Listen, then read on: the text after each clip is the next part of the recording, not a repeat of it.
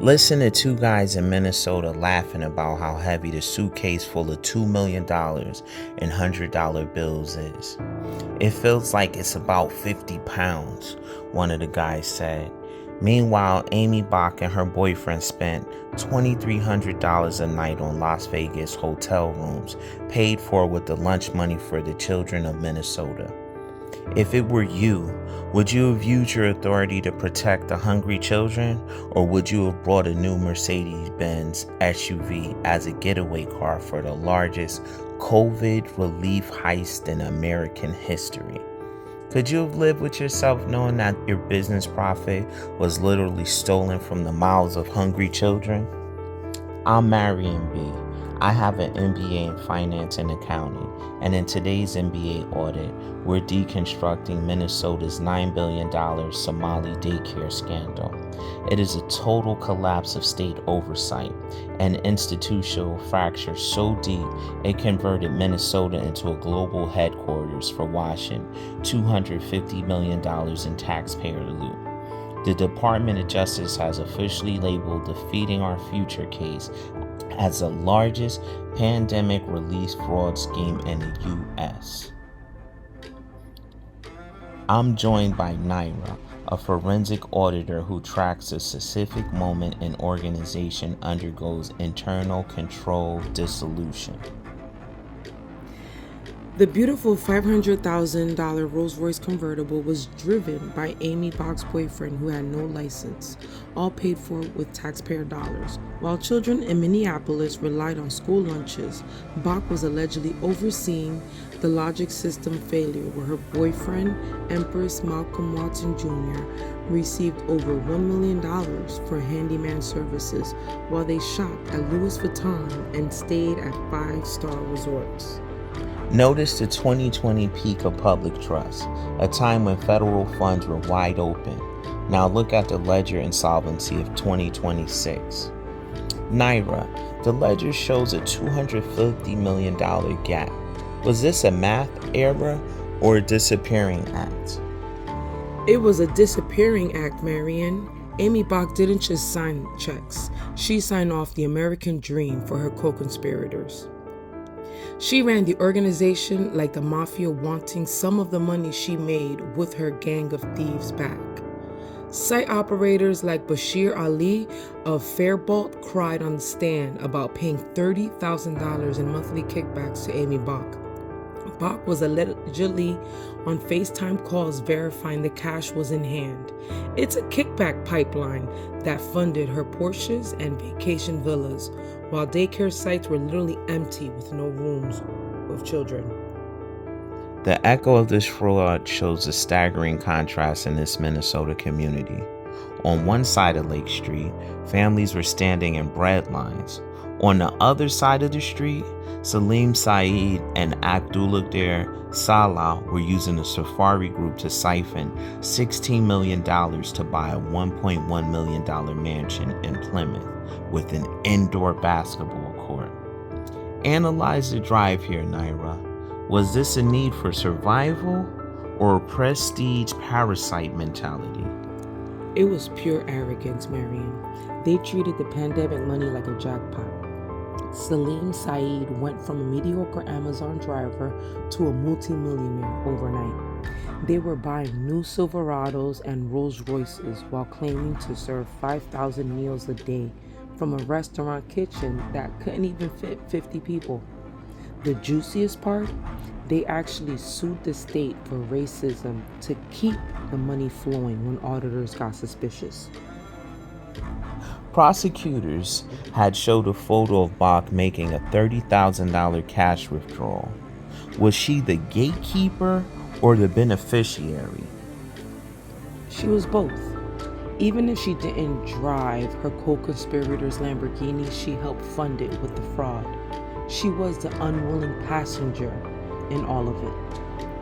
She sold a non-operating daycare with 0 children to the Safari Group for $310,000, a classic internal control dissolution disguised as a business deal. By the peak, the halo effect was blinding. Aimee Bock was holding court at her St. Anthony corporate offices. boasting about $900,000 in construction work that her boyfriend pretended to do. He just received a check for a no-show job. Laughingly, her board of directors was made up of bartenders like Benjamin Stayberg, who didn't even know he was on the board. People like Benjamin had their identities used after signing a petition to help school children. Their information was lifted from the petition and later used to further Aimee's fraud. How did banks miss the AML compliance triggers when Premium Fresh Produce LLC started seeing million-dollar spikes? Because Bock was the shield, she used the internal control dissolution to make fake rosters. 7-year-old children were actually 38-year-old men. Looks legitimate, lol. While Nancy Brazel eventually ordered the forfeiture of Bock's Porsche, the prestige parasites were already moving millions in the Hawala system to Turkey and Kenya. Hawala system is a trust-based money transfer system that is illegal in the US. The smoking gun wasn't a hidden ledger, a spreadsheet that functioned as a logic system failure masquerading as an attendance sheet. Federal investigators found Excel files that literally rolled the dice, using a random age generator to assign a digit between 7 years old and 17 years old to thousands of ghost children. Let's perform the technical autopsy on the Safari restaurant site. They were billing for 5,000 meals a day from a storefront that couldn't even seat 50 people. Within a 1.8-mile stretch of Lake Street, multiple sites claimed to be feeding more kids than were actually enrolled in the entire Minneapolis school district. It wasn't just data entry, it was a fraud strategy. And the name on these rosters, they weren't even trying to hide it, were they? No, not at all. They were using names like Serious Problem or Britishy Maloney and even Jeffrey Dahmer. They literally pulled data from listofrandomnames.com to justify the kickback scheme. While the paperwork was being papered up, Ed Lay, the former Feeding Our Future employee who was since fled the country, would collect the monthly $30,000 cash kickbacks. Witnesses testified that Edley would FaceTime Aimee Bock during the handoffs, holding up the manila envelopes of cash to show her the American dream was paying dividends. It's the ultimate asset stripping. They took the nutrition meant for the most vulnerable and turned it into Louis Vuitton backpacks, gold jewelry from Dubai, and a Rolls-Royce SUV Cullinan. Exactly. They exploited a sovereign risk. The state feared being called names such as racist, which is why Aimee used this to her advantage to keep the state away and maintain the flow of funds. While site operators were buying $2.7 million office buildings and taking first-class flights to Istanbul, the actual food sites were often just empty parking lots or vacant commercial spaces. This wasn't a program, it was a laundering protocol that turned a global crisis into a personal jackpot. And when the Minnesota Department of Education tried to flag the ledger insolvency, Aimee Bock didn't just defend the sites, she went on the offensive. She called them racists to keep the money flowing.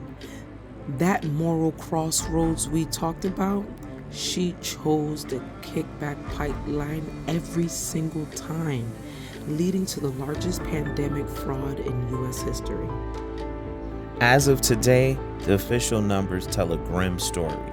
While millions in cash and luxury cars like Aimee Bock's Porsche have been seized, a massive chunk of the $250 million, potentially over $175 million, remains missing, likely funneled through the Hawala system into offshore shell companies in Turkey and Kenya. The insider secret? Bock is now facing a $5.2 million forfeiture judgment, but the damage to the community is permanent. They didn't just steal money, they stole the trust of an entire welfare system.